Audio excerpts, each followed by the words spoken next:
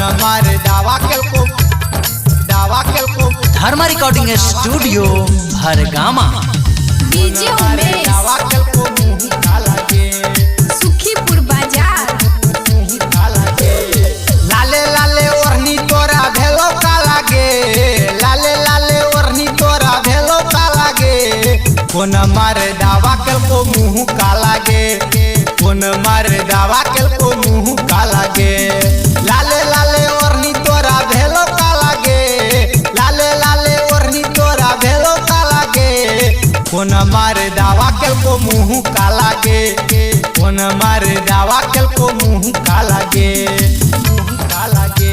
एखन अपने सब सुन रहल छी डीजे उमेश आरू संजीत सिंघानिया को। सुखीपुर बाजार।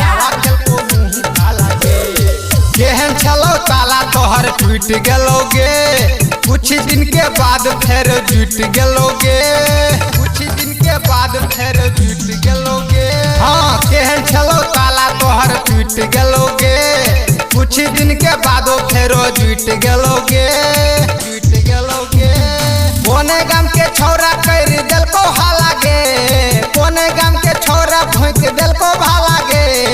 कोन मारे दावा केलको मुंह काला गे, कोन मारे दावा केलको मुंह काला गे, मुंह काला गे। डीजे उमेश कोन मारे दावा केलको मुंह काला गे। जा रहल जवानी तोरा नहीं भेलो बर्दाश्त, आरू संजीत सिंघानिया के लोगो क्या खास, आरू संजीत सिंघानिया के लोगो क्या खास। हाँ चढ़ल जवानी छौरी नहीं भेलो बर्दाश्त, आरू संजीत सिंघानिया के लोगो क्या खास, के लोगो क्या खास। धर्मेंद्र सक्सेना लो गेलको वाला गे, भैया शत्रुधन लो गेलको वाला गे। कोन मारे दावा केलको मुंह काला गे, कोन डीजे वाला केलको मुंह काला गे। लाले लाले ओढ़नी तोरा भेलो काला गे, लाले लाले ओढ़नी तोरा भेलो काला गे।